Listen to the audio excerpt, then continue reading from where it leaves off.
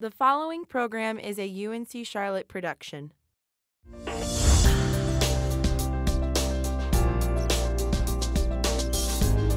Welcome inside UNC Charlotte. This time we take a look at the relationship between the university and Central Piedmont Community College and the regional impact of partnership. We've just seen the 100,000th member of the UNC Charlotte alumni receive his degree. We'll hear from alumni from throughout the years about this milestone and the evolution of the university. You know our university is known for its many great athletics teams, but UNC Charlotte also has an outstanding Model United Nations team. We'll learn more about how this experience gives students a one-of-a-kind opportunity. Then we'll take a look back at Violins of Hope, one of Charlotte's significant cultural events this year. All this and a production from some of our students inside UNC Charlotte. For more than 50 years, UNC Charlotte and Central Piedmont Community College have partnered to meet the needs of our region. Let's take an inside look at the programs that address evolving workforce needs and initiatives that have helped so many students stake their claims to success. Well, coming from a home where really I'm the first person to go to college and to finish, you know, a lot of those questions you have about financial aid and admissions processes, those are not things that, you know, I knew a lot about. Going to CP first allowed me to maybe take some baby steps towards all that without taking on a lot of debt at first. To take some credit hours with me out to UNCC, but I think it was a natural progression from where I was before I went to UNCC. And did it prepare me? Definitely. I mean, no, I definitely went out to UNCC prepared to finish my degree. UNC Charlotte enrolls more than 3,000 transfer students every year. The majority come to the university from CPCC. In my role as Associate Director of Admission at UNC Charlotte, one of my primary responsibilities is to work with transfer students. As the largest transfer institution in the state of North Carolina, it means that we have a large number of transfers coming in, particularly from CPCC, and it means that we work pretty closely with their Transfer Resource Center to be able to assist students through that transfer process. Our students, many aspire to move on to a four-year institution, and UNC Charlotte has always welcomed those students. We've always worked closely with the university in ensuring that our graduates have the skills and the knowledge they need to be successful at UNC Charlotte. We have a lot of 2+2 programs with the university where they're designed specifically for a student to come to us, stay with us for 2 years, and then move directly to UNC Charlotte and finish up for the last 2 years. The transition to college life can be particularly daunting to incoming freshmen. The Passport program gives students the tools they will need to navigate their new environment. Basically what we've done is we've wanted to create a more prepared transfer student.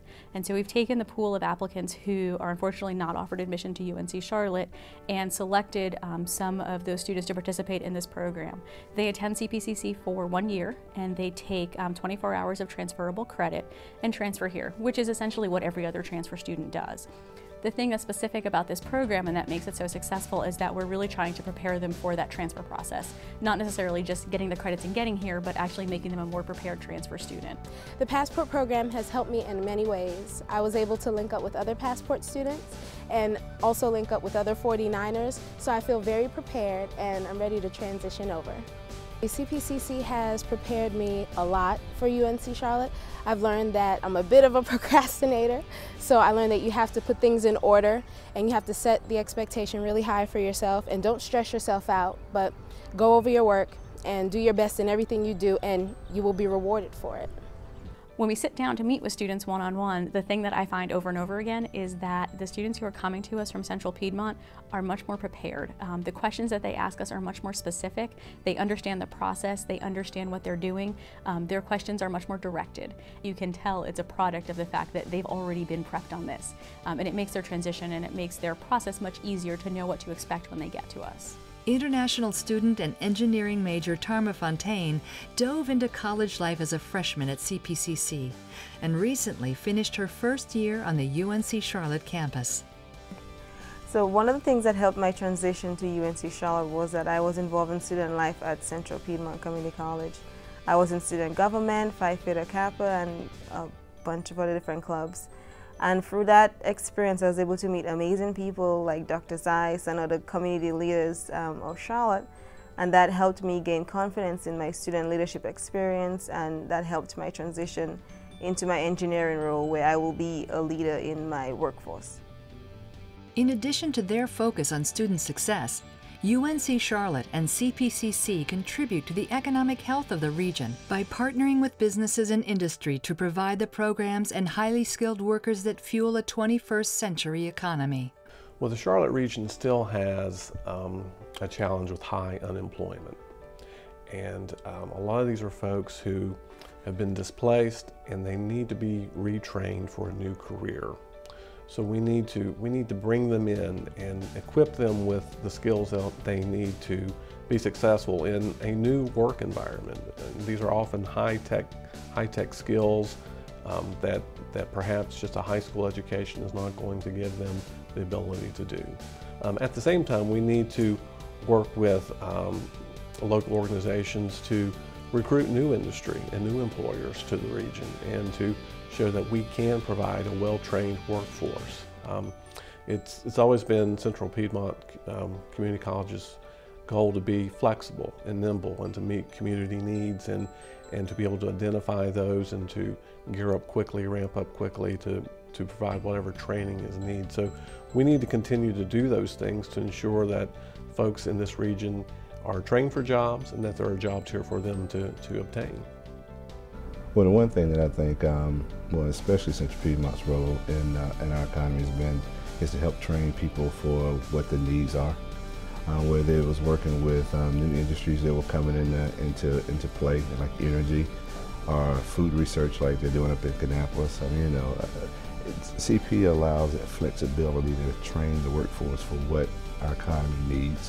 Whenever we're talking to companies about coming to town, I mean, it's really important to me about, what are they going to do to, use the talent at CPCC and use the talent at UNCC and Johnson C. Smith and all of the universities in the area. Without question, Charlotte's dynamic educational institutions are changing lives locally and globally, one student at a time.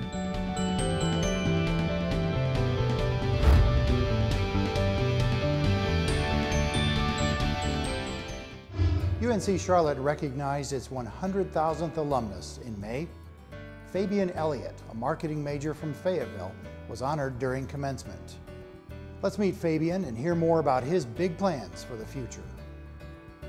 May 12th, that's a day that will definitely go down in history just from start to finish. Now I have to say it was a long day, but very fulfilling and rewarding.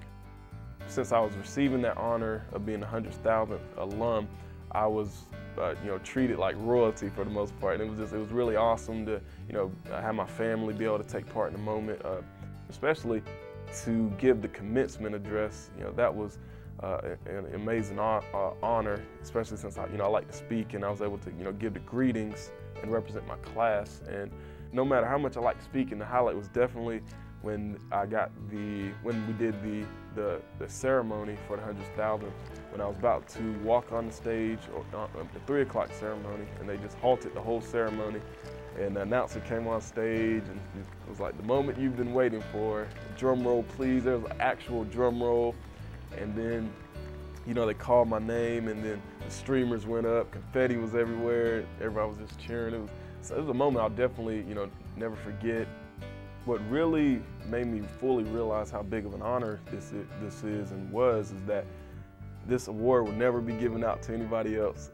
Elliot celebrated this milestone with 2 other graduates, Al Miller, a World War II Navy fighter pilot who graduated in the first class of 1950, and Gary Gummerson, a member of the class of 1965, the year Charlotte College became UNC Charlotte.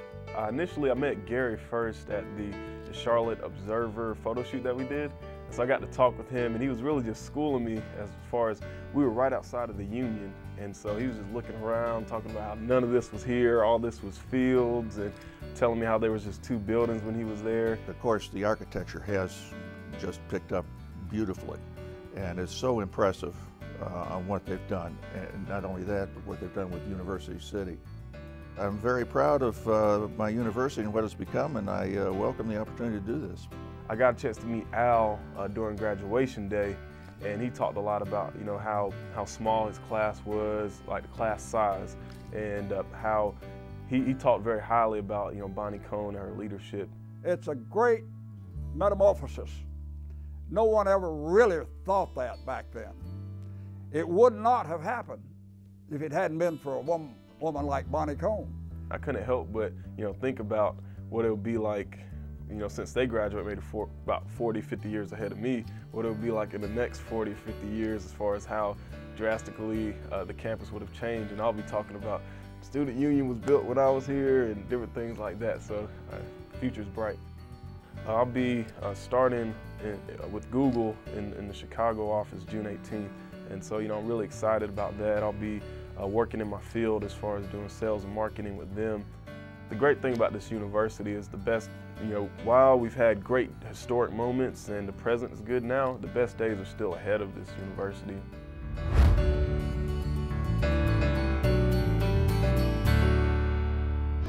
UNC Charlotte's Model United Nations program provides participants an opportunity to research and debate global issues.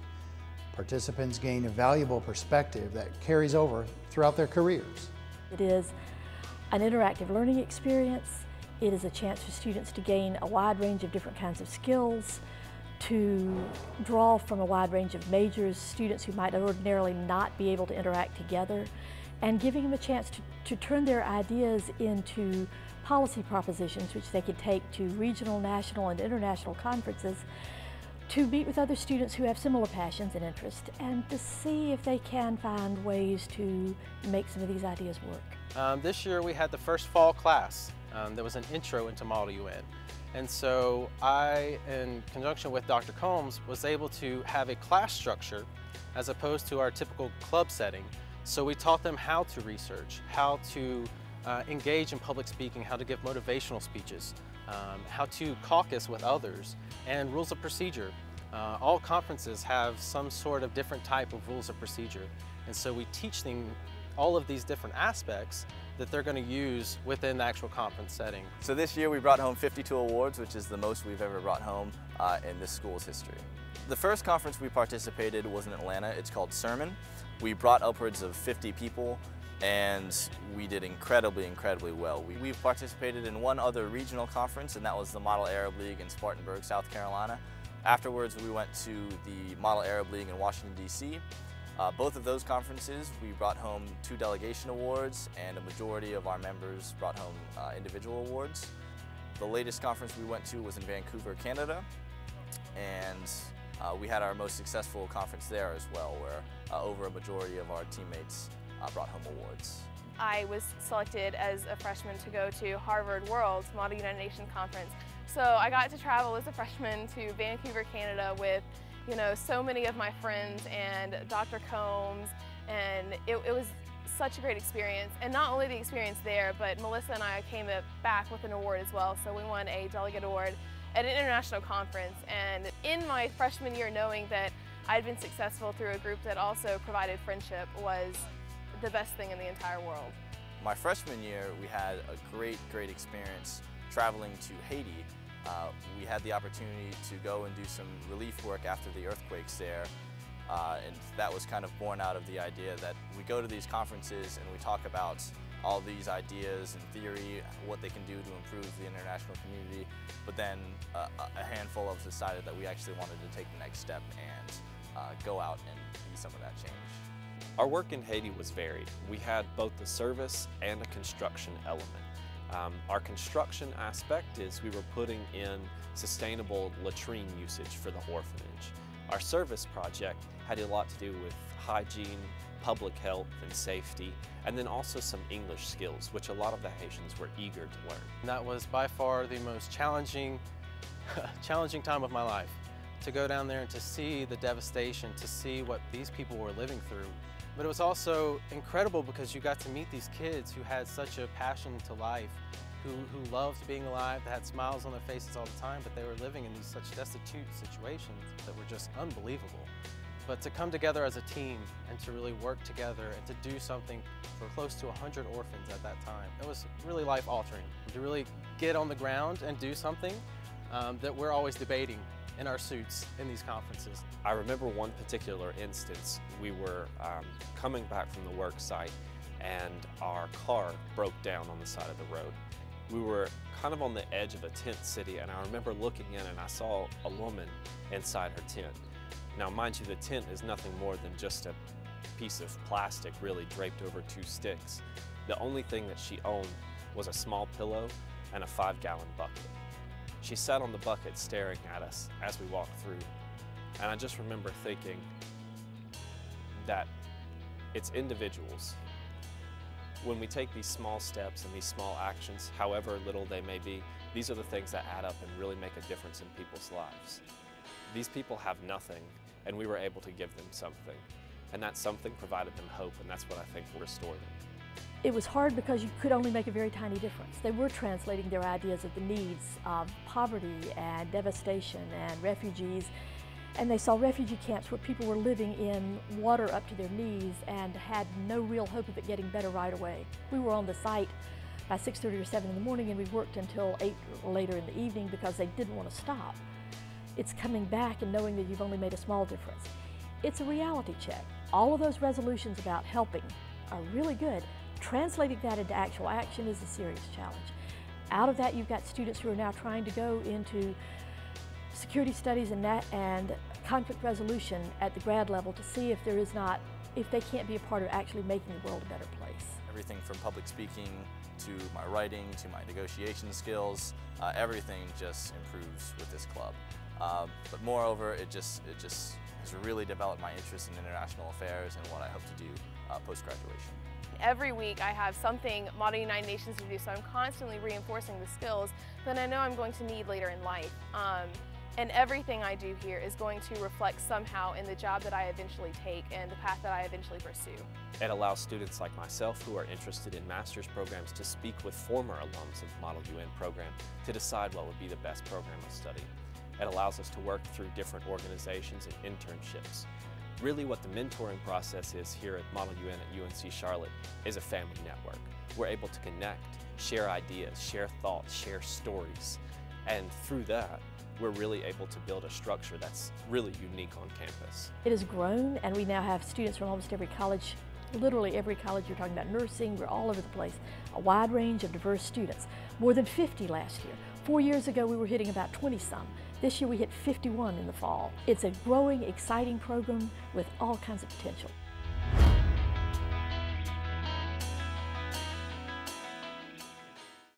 Back in April, the university brought to Charlotte the landmark program Violins of Hope.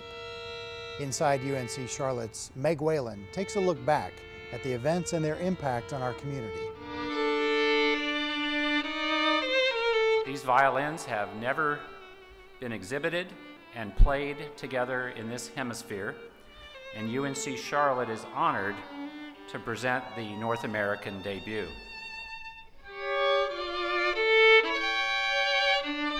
In April, the UNC Charlotte College of Arts and Architecture presented Violins of Hope, a series of performances, exhibitions, and programs surrounding the North American premiere of 18 violins recovered from the Holocaust. For the College of Arts and Architecture, this project was 2 years in the making, but the Violins of Hope story actually begins more than 15 years ago, when an Israeli violin maker named Amnon Weinstein began to collect and repair violins with Holocaust histories. So we can try to imagine voices, to imagine sounds that were in the Holocaust time. That's the only evidence that we have of these people. There is no photos of them when they were dying. There is no graves, they burned everyone. And the violin that was in every house, it's the last evidence of 6 million people, we can say. Not all of them played the violin, but this was a part of their lives. When I learned that Amnon was restoring violins from the Holocaust, I knew right then I had to somehow be part of bringing it to the attention of the world, and I wanted to bring it to the United States. And a team was assembled to bring something of this magnitude to the United States for the first time. And here we are. It's in Charlotte, the first location in North or South America.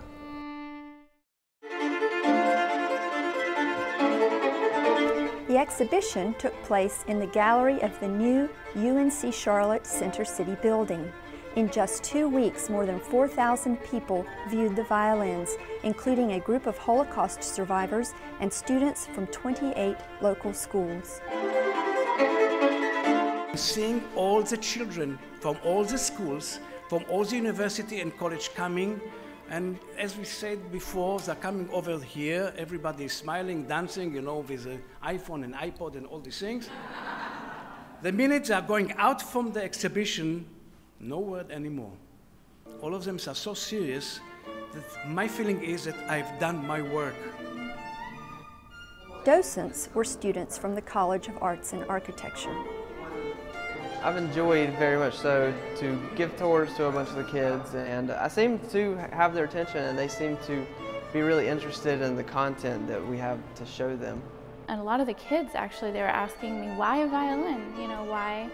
You know, and that's an interesting question, like why did that particular instrument mean so much to the Jewish culture? But it did, and it's so interesting to trace the history.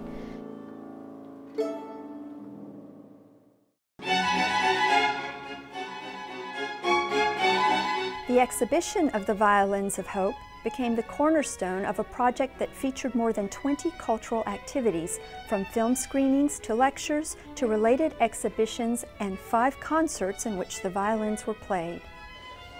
This exhibition and these instruments that will be played in concert are a unique opportunity to hear the lost people speak again. These are important historical treasures. But what's really special about the Violins of Hope project is that we can come and see them in the museum, but these are more than just museum pieces. These are living artifacts, and we hear them on the stage. I think this is the most important part of this project, the young generation. There is nothing more important than that. That is Violins of Hope. The Department of Theater commissioned a new play, Project Hope, created by New York playwright Joe Salvatore in collaboration with students in the Topics in Theater class. The play was performed in Robinson Hall on the UNC Charlotte campus. In offering Project Hope to the full college, all its departments, visual arts, performing arts, design professions, one looks for the courage to take it on in contemporary terms. And I think that the value of Project Hope, and I think the courage of those students, was to go out into the community and sit down with leaders and ask them what hope means today. Hope to make the violin shine. An only model to make the violin sing. After the war, Misha returned to Israel with Muddle's violin. There are a lot of bold, sweeping statements about what hope is in the show, and for everyone it's going to be different, so you have to choose your own, but music, I think anyone can relate to that you've heard a song and you felt hopeful before, so. As he was singing and playing, a German officer picked him up and took him at a restaurant for German. Beyond the university, nearly 20 cultural and academic partners hosted or created Violins of Hope programs. The response to the violins was tremendous. More than 12,000 people attended an exhibit or an event. Media coverage extended across the United States and to countries as far away as Australia. The Violins of Hope project established the College of Arts and Architecture as a leader in defining the region's cultural landscape. I think for the university as a whole, I think it's connected the different colleges. It's not just exclusively music. So I like that it's really brought the university together. I think Violins of Hope obviously was designed with the steering committee support and with the university support as a project to connect with many cultural and religious organizations across the community. I think the community obviously has put their arms around the project, and I think the community is now examining itself in a different way. And I think this is the biggest compliment to this community here, this exhibition and these concerts, that people were ready to be the first one in the Americas to do it.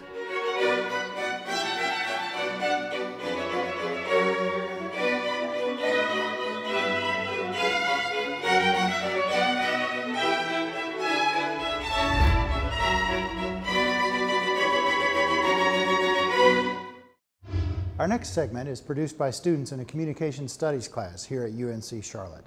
It's a profile of freshman Daniel Hamilton. He's from South Africa, a business major, and with a passion for being a DJ. Hey, I'm Daniel Hamilton. I'm a freshman here at UNCC. I'm from Johannesburg, South Africa, and most people know me as Daniel's Jack.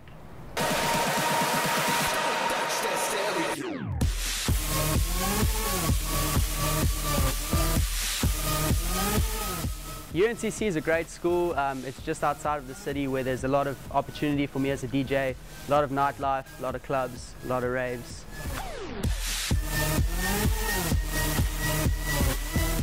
Music's always been a passion of mine. Pretty much my whole life I've been some sort of musician, but at the beginning of high school is when I started to think of being a DJ.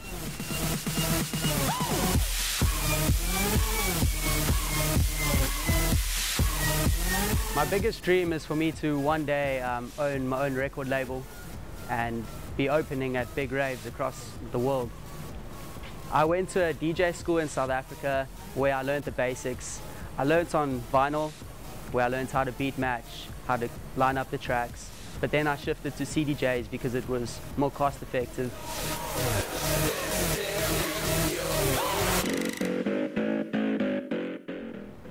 Getting this residency at Sweet Nightclub in Charlotte has been my biggest accomplishment so far, because when I came to America I was worried that my style wouldn't fit in. So although I did adapt my style a little bit, I was able to get into Sweet, and that's been my biggest accomplishment. Being a student here and living on campus has helped provide me with many opportunities. I've been able to do a lot of networking, and I've made many good connections here, which has helped me get gigs. I've also made a lot of friends and been able to promote to them. And for example, my gig at Sweets, the reason they got me there is because the first night I played, I helped fill the party bus with all my friends.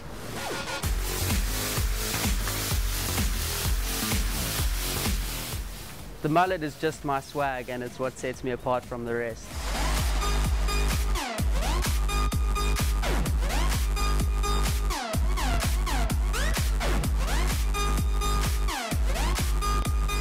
As I said earlier, my dream is to one day open my own record label, and I'm currently a business major here at UNCC, and I'm hoping that being a business major I'll learn all the necessary skills to open that business, like marketing and promotion, for example.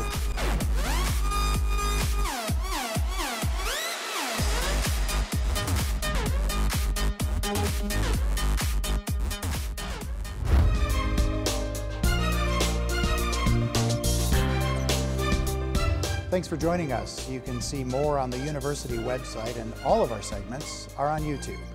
In the meantime, we look forward to seeing you next time inside UNC Charlotte.